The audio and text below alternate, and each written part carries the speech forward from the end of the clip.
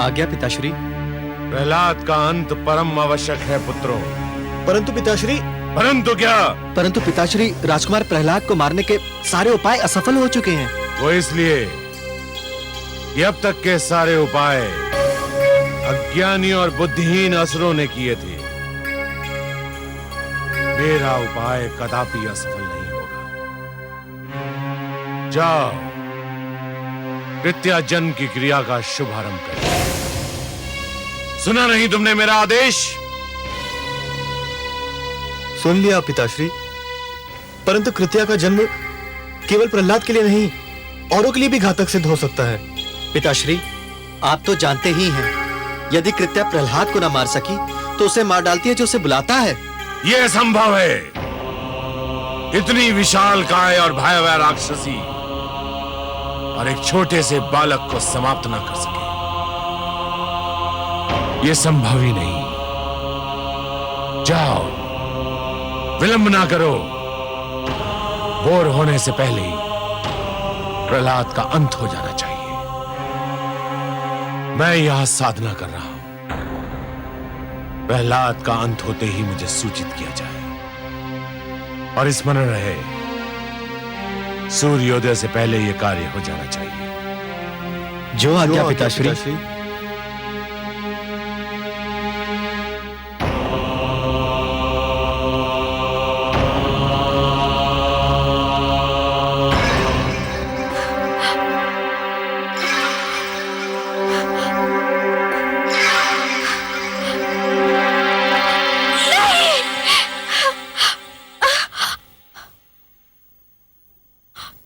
क्या हुआ महारानी? क्या आपने कोई भयानक सपना देख लिया? लगता है मेरे पुत्र के प्राण फिर संकट में है। आपका ध्यान राजकुमार में है, इसीलिए आप सोते में भी उन्हीं के विषय में सोच रही होंगी। राजकुमार तो गुरुकुल में है, भला वहां उनके प्राणों को क्या संकट हो सकता है? पता नहीं, परंतु मैं बहुत व्याकुल हूँ। सो जाइए महारानी, उन्हें कुछ नहीं होगा। गुरुजन उनकी सुरक्षा का आश्वासन दे चुके हैं। हाँ, ठीक कह रही हो तुम। लगता है मैंने कोई भयानक स्वप्न देखा था।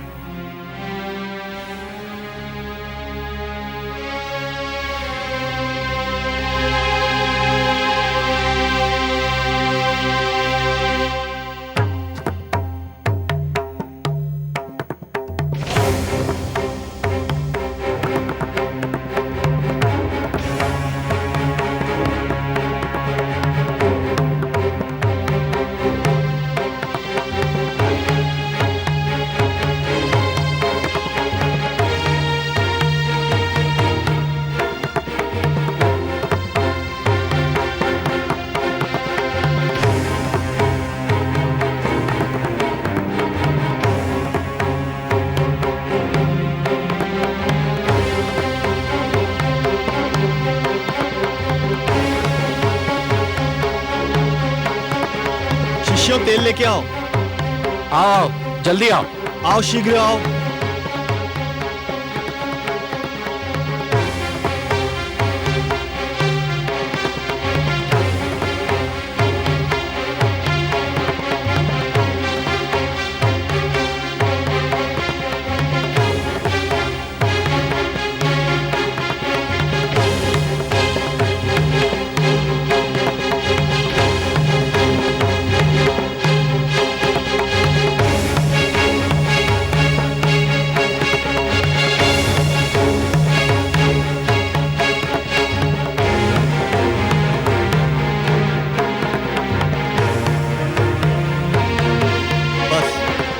और अधिक तेल की आवश्यकता नहीं है।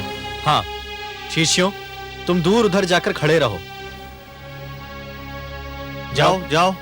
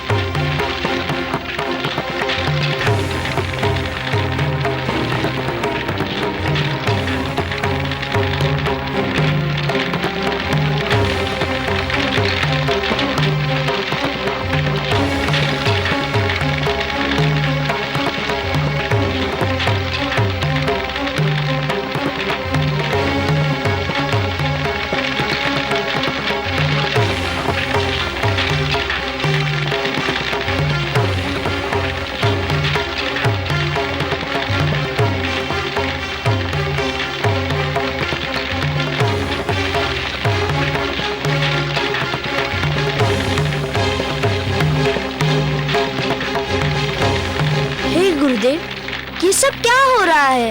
एक अतिथि की प्रतीक्षा है, हम उसी के लिए भोजन बना रहे हैं। एक अतिथि के लिए इतना सारा भोजन? हाँ, बहुत विशाल काय है वह अतिथि, बहुत बड़ा पेट है उसका। उसका भोजन इसी तेल में तला जाएगा। जाओ शिष्य, तुम अपना स्थान ग्रहण करो।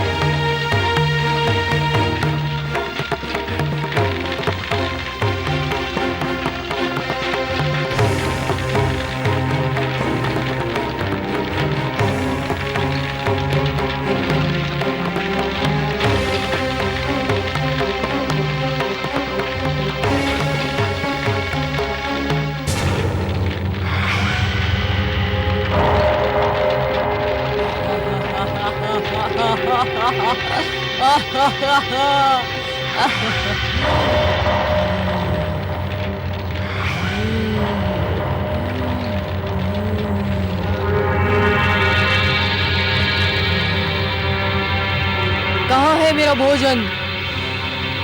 मेरा भोजन कहाँ है?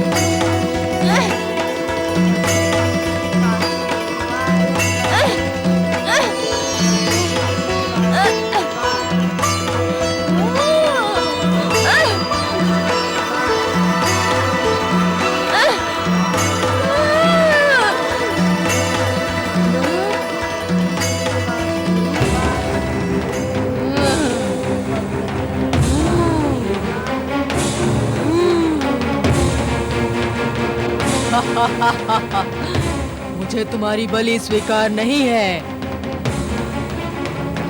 भागो भागो भ्रातामर्क, जिस घड़ी का भय था वो घड़ी आ गई। कृत्या प्रहलाद को मारने में असफल हो गई, अब वो हमें नहीं छोड़ेगी। हमने उसे बुलाया था। मारे गए हम तो। हम पर दया करो कृत्या, कृत्या हम पर दया करो। हम पर दया करो कृत्या। नहीं कृत्या, हमें माफ कर दो हमें। कृत्या हम पर दया करो। नहीं नहीं नहीं, कृत्या पर दया करो, हम पर दया करो कृत्या। कृत्या कृत्या हमें छोड़ दो। छोड़ दो हमें, हम पर दया करो कृत्या। नहीं नहीं, हम पर दया करो कृत्या। कृत्या हमें छोड़ दो। नहीं, कृत्या, कृत्या हम पर दया करो।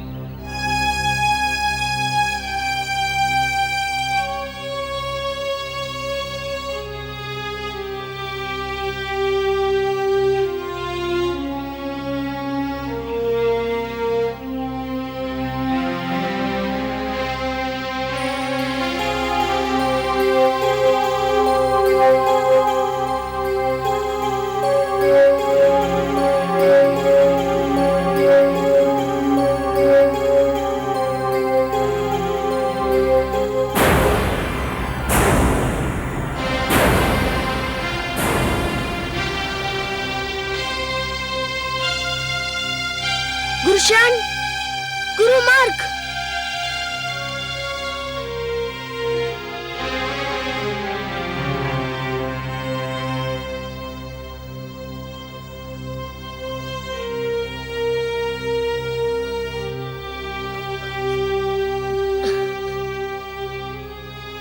क्या हुआ? कृत्या ने अपना कार्य समाप्त कर दिया पुत्रों? हाँ गुरुदेव। तुम? हाँ गुरुदेव। चंड और अमर कहाँ है? उन्होंने जिस शक्ति को जन्म दिया था, उस शक्ति ने उनकी हत्या कर दी। क्या? हाँ, ये सत्य है गुरुदेव। नहीं नहीं, ये नहीं हो सकता है, ये संभव नहीं है। चंड, अमर, मेरे पुत्रों!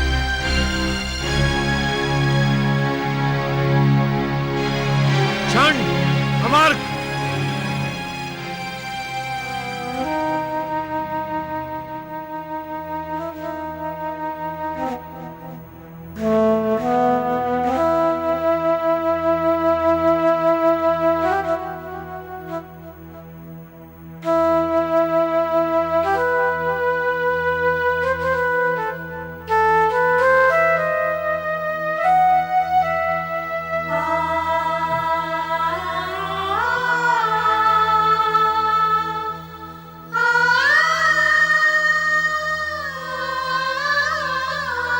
ये क्या हो गया मेरे पुत्रों? ये क्या हो गया? मुझे अकेला छोड़कर, इस दुख सागर में डुबोकर तुम कहां चले गए?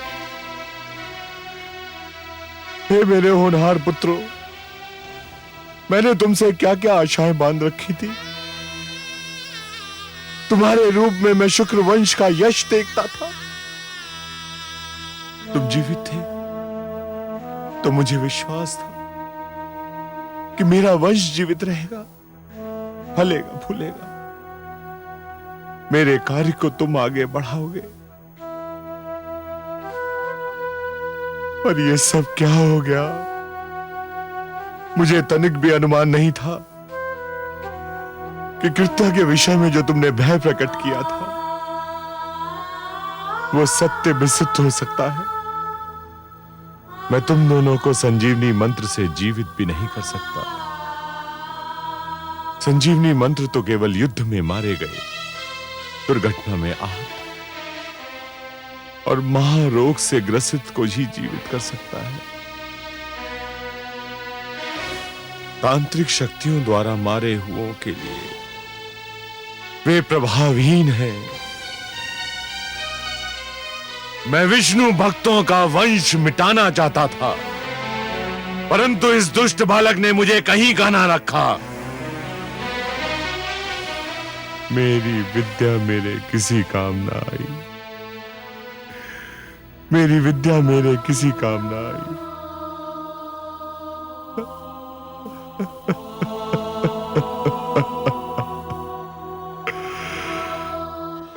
मैं कहती थी ना, जो दूसरों का बुरा चाहते हैं स्वयं उनका बुरा हो जाता है।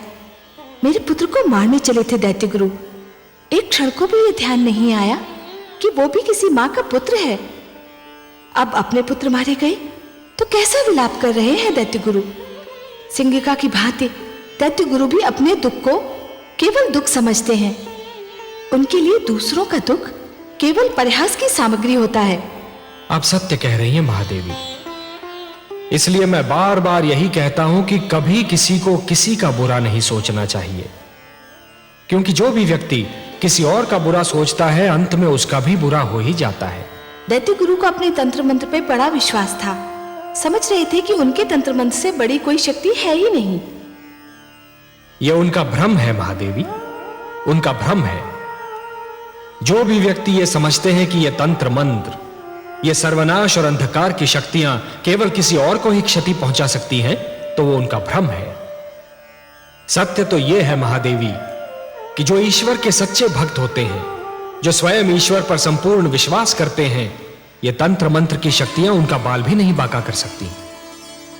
हे महादेवी, जिस प्रकार द्वेष और घृणा का मारा व्यक्ति पड़ोसी के घर को जलते हुए देख ये भूल जाता है कि उसी अग्नि की लपटें स्वयं उसका घर भी जला सकती हैं, उसी प्रकार जो व्यक्ति तंत्र मंत्र में विश्वास करता है वो ये भूल जाता है कि यही तंत्र मंत्र की शक्तियां स्वयं उसका भी सर्वनाश कर सकती हैं। सत्य है सर्वेश्वर, आप जो कह रहे हैं उसका एक एक अक्षर सत्य है। देखिए तो महादेवी, कोई भला सोच भी सकता है कि इतने महान दैत्य गुरु शुक्राचार्य अपने पुत्रों की मृत्यु पर इस प्रकार विलाप करते हुए दिखाई देंगे? गुरुदेव, क्या आप वास्तव में मेरे गुरुजन शन और अमर की मृत्यु का उत्तरदायी मुझे समझते हैं? तुम्हें नहीं समझूं तो किसे समझूं? परंतु गुरुदेव, क्या ये उचित है? उचित हो या अनुचित, पर सत्य यही है कि तुम्हारे ही कारण मेरे पुत्रों के प्राण गए, तुम्हारे ही कारण मेरी प्रतिष्ठा पर प्रश्न चिन्ह लग गया, तुम्हारे ही कारण समस्त असुर लोक का अस्तित्व संकट में पड़ गया। मेरे पुत्रों को जीवित रहना था, वे मर गए। तुम्हें मर जाना था, तुम बच गए। गुरुदेव, यदि आप ये जानते हैं कि मैं बच गया, तो आप ये भी भली भांति जानते हैं कि मैं कैसे बच गया, किसने बचा लिया मुझे। तो आप ही कहिए, जिसने मुझे बचाया वे ईश्वर है या वे जो मुझे बार बार मारने का प्रयत्न कर रहे हैं, वो असफल होते जा रहे हैं। वो मेरे पिताश्री हिरण्यकश्यपु हैं। चुप रहो। नहीं चुप रहूंगा गुरुदेव। आज आपको बताना ही होगा कि आप अपने मन से मेरे पिताश्री को ईश्वर मानते हैं। इससे क्या अंतर पड़ता है? अंतर पड़ता है गुरुदेव। किसी को मन से ईश्वर मानना एक बात है और किसी को भय या स्वार्थ के कारण ईश्वर मानना दूसरी बात। मैं जानता हूँ कि मेरे गुरुजन शन और अमर मेरे पिताश्री को भय के कारण ईश्वर मानते थे और आप उन्हें स्वार्थ के कारण ईश्वर कहते हैं। मैं गुरु हूँ और गुरु का धर्म है शिक्षा देना। गुरु अपने शिक्षकों को वही पाठ पढ़ाता है जो उसे पढ़ाने के लिए कहा जाता है। क्या गुरु का धर्म ये देखना नहीं है कि उसे जो पाठ पढ़ाने के लिए कहा जा रहा है वह उचित भी है नहीं? इस समय तू बड़े बोल इसलिए बोल रहा है कि तेरी विजय हुई है और मेरी पराजय। तू प्रसन्न है और मैं दुखी। तुझे प्रसन्नता है कि मेरे दोनों पुत्रों और तेरे गुरुजन मृत्यु को प्राप्त हुए। जो शिष्य अपने गुरु की मृत्यु का हर्ष मनाए उसके जीवन को धिक्कार है। केवल मैं जानता हूँ गुरुदेव कि मैं अपने गुरुजन शंडर आमक से कितना प्रेम करता था। केवल मैं जानता हूँ कि उनके मृतक शरीर को देखकर मेरे मन पर क्या बीत रही है। जिस समय वो दुष्ट राक्षसी मेरे गुरुजन का वध कर रही थी, मेरा वश चलता तो मैं उसके खड़क के आगे अपना सिर कर देता। बंद करो ये अभिनय। ये अभिनय नहीं गुरुदेव, ये मेरे दुखी मन की पुकार है।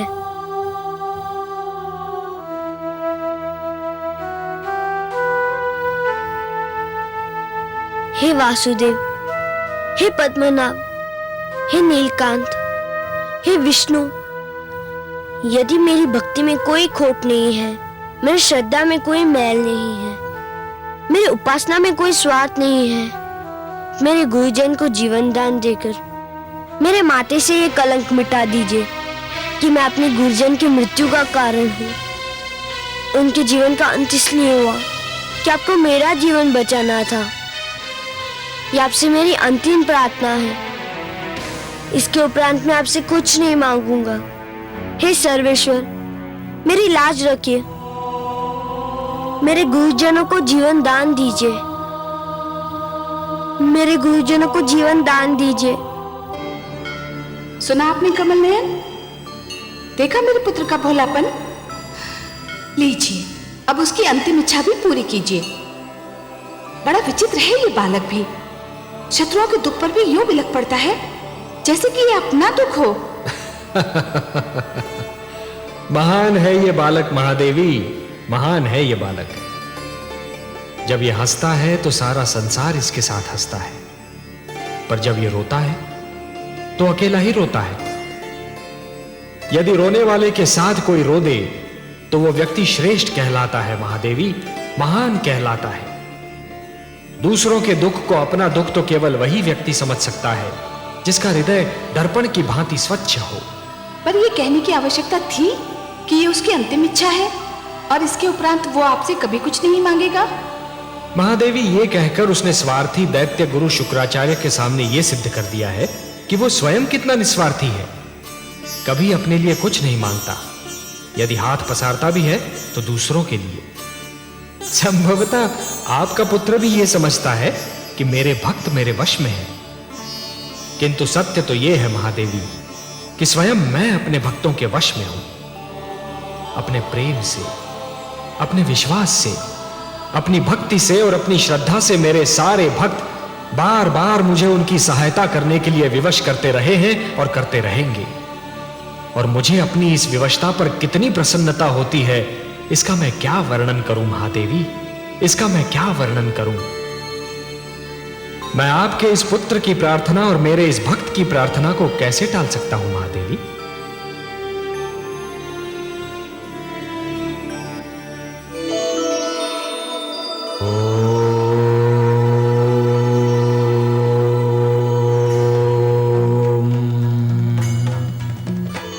नमो भगवते वासुदेवाय।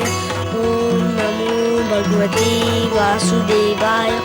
ओम नमो भगवते वासुदेवाय। ओम नमो भगवते वासु ओम नमो भगवते वासुदेवाय। ओम नमो भगवते वासुदेवाय। ओम नमो भगवते वासुदेवाय। ओम नमो भगवते वासुदेवाय। ओम नमो भगवते वासुदेवाय। ओम नमो भगवते वासुदेवाय। ओम नमो भगवते वासुदेवाय। ओम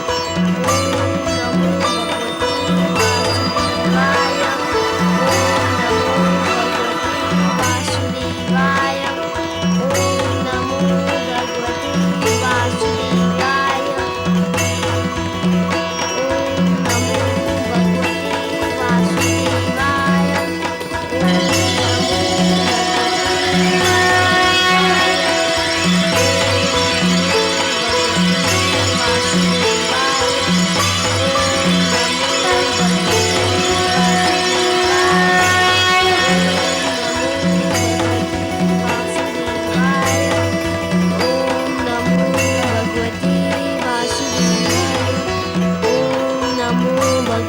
वासुदेवाय। जीवित हो गए। ओम नमो भगवते वासुदेवाय। शरण। ओम नमो अमर्क। भगवते वासुदेवाय। ओम नमो भगवते शिशु प्रहलाद। वासुदेवाय। राजकुमार, हे विष्णु, आपको कोटि कोटि धन्यवाद। शंड, अमर्क, सुना नहीं तुमने? मैंने तुम्हें बुलाया। इधर आओ, ये मेरा आदेश है। आपके आदेश का पालन हमारे उस जीवन का धर्म था जिसका कारण आप थे। ये तो हमारा नया जन्म है, हमारा दूसरा जीवन है। और यह जीवन हमारे प्रिय शिष्य प्रहलाद ने हमें प्रदान किया है पिताश्री। ये आप क्या कर रहे हैं गुरुजन? आपने मेरे चरण छू लिए तो मैं सदा के लिए पापी हो जाऊंगा। हम तुम्हारा मार्गदर्शन चाहते हैं शिष्य। तुम्हारे पीछे चलना चाहते हैं शिष्य प्रहलाद। मैं जिस पथ का पथिक हूँ उसमें न कोई किसी के आगे चलता है न कोई किसी के पीछे, उस पर सब साथ साथ चलते हैं। मैं भक्ति मार्ग का पथिक हूँ। आइए आप भी पथिकों के इस लहराते सागर में लहरों की भांति आप भी मिल जाइए। आपका स्वागत है गुरुजन। पिताश्री, हम ये घोषणा करते हैं कि शिष्य प्रहलाद का ईश्वर ही हमारा ईश्वर है। हाँ, हमारे भगवान विष्णु हैं, हिरण्यकश्यपु नहीं। धन्य है गुरुजन, आपने सत्य की राह देख ली। अब आप जो भी शिक्षा देंगे वो सच्ची शिक्षा होगी।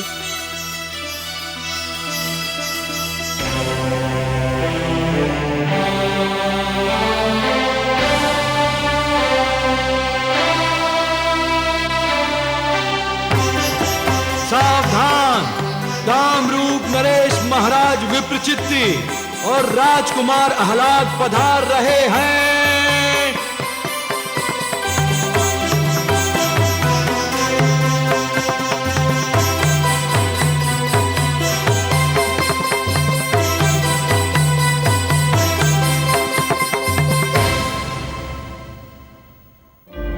सर्वशक्तिमान भगवान असुरलोक सम्राट हिरण्यकशिपु असुरलोक साम्राज्य महारानी कयाधु के साथ राजसभागार की शोभा बढ़ा रहे हैं।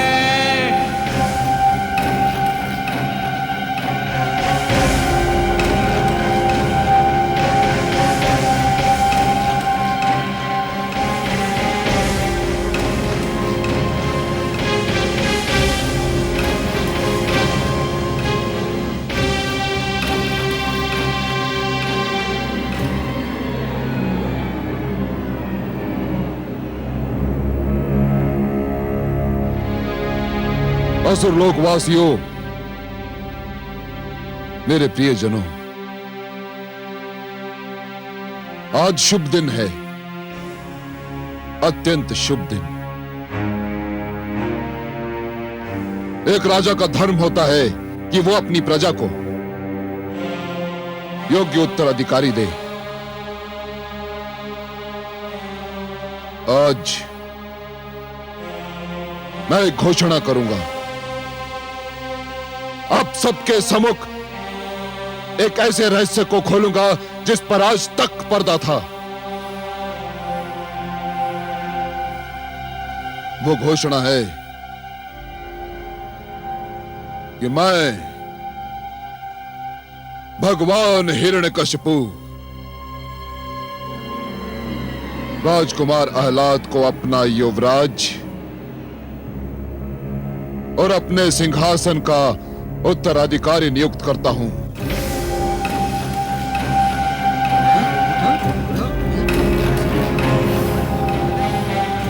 किंतु वे तो कामरूप नरेश के युवराज हैं।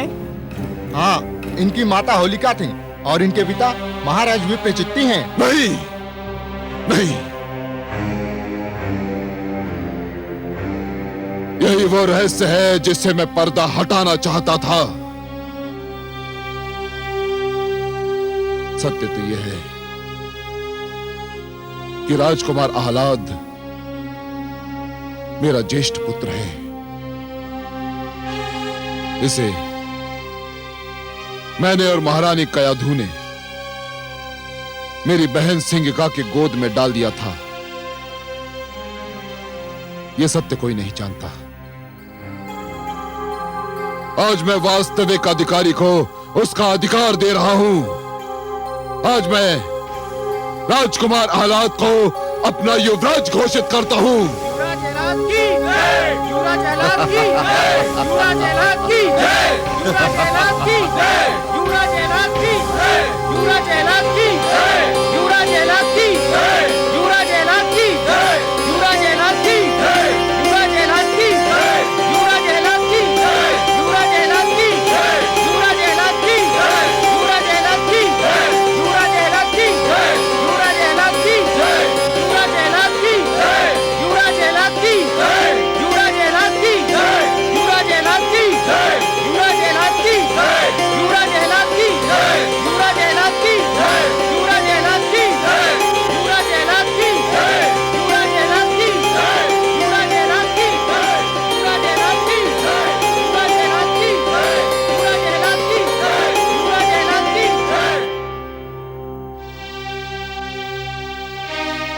युवराज आहलाद को सिंहासन पर आसीन करने के लिए मुझे गुरुवर शुक्राचार्य की प्रतीक्षा है। ये विधि वे ही संपन्न करेंगे। वे किसी भी क्षण आते होंगे, एक समाचार लेकर, एक सुंदर समाचार लेकर। मेरे बैरी,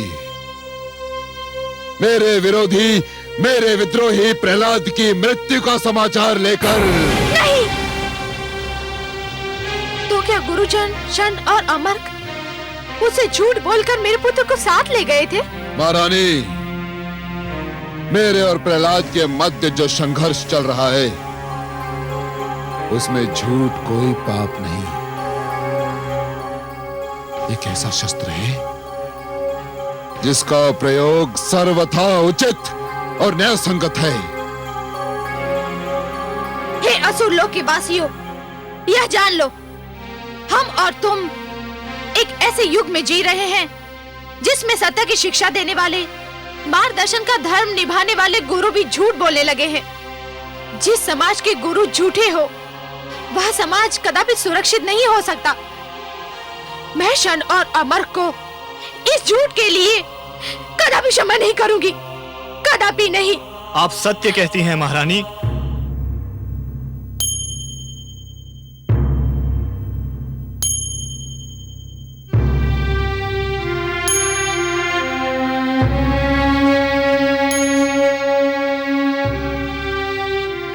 आप सत्य कहती हैं महारानी, हम क्षमा योग्य नहीं हैं। परंतु हमने आपसे झूठ बोलकर केवल अपने पिताश्री दैत्य गुरु शुक्राचार्य के आदेश का पालन किया था। नहीं! अर्थात अब मेरा पुत्र प्रहलाद इस संसार में नहीं है? नहीं माते, मैं इसी संसार में हूँ।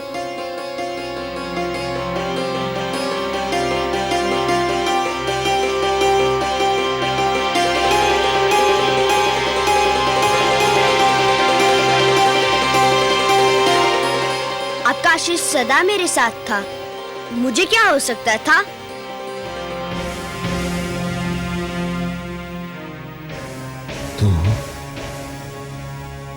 तू अभी भी जीवित है?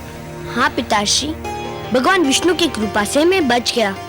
किंतु मैं आपसे ये पूछता हूँ कि आपके आज्ञा अनुसार मेरा वध हो जाता तो क्या आप मुझे पुनः जीवित कर सकते थे? बंद कर अपना प्रलाप। गुरुदेव कहाँ है? कहाँ है गुरुदेव?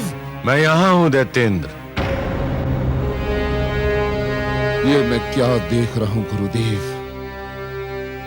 षंड और अमर्क के निर्जीव स्वर, आपका पहली बार झुका हुआ सिर, और ये जीवित दुष्ट प्रहलाद, ये मैं क्या देख रहा हूँ गुरुदेव? कहीं मैं स्वप्न तो नहीं देख रहा? नहीं वत्स हिरण्यकशिपु, ये सत्य है, अत्यंत कटु सत्य। मैंने कृत्या क्रिया द्वारा प्रहलाद का अंत करना चाहा था, परंतु राक्षसी कृत्या ने उल्टे मेरे दोनों पुत्रों षंड और अमर को मार डाला। किंतु ये दोनों तो जीवित हैं गुरुदेव, ये दोनों तो जीवित हैं। यही तो खेद और लज्जा का विषय है। मेरे दोनों पुत्रों का जीवन तुम्हारे विरोधी पुत्र प्रहलाद की दया का दान है। मेरी शक्ति तुम्हारे पुत्र की शक्ति के समक्ष हार गई। मैंने आज तक कभी हार नहीं मानी, किंतु आज मैं अपनी हार स्वीकार करता हूं। जिसके पुत्रों को मिली प्राणों की हो भीख, वह कैसा गुरु जो न ले अनुभव से कुछ सीख। आया काल विनाश का हुई बुद्धि विपरीत, हार गया अभिमान लो, हुई विनय की जीत, हुई विनय की जीत। जो सुनेगा ये पुराण पाएगा सुख और ज्ञान, पाएगा सुख और ज्ञान। कर्म को ही धर्म जान, प्रेम की तू छेड़तान, प्रेम की तू छेड़तान। बीते युग बता रहे हैं, बीते युग बता रहे हैं, सत्य पथ पे चल सुजान,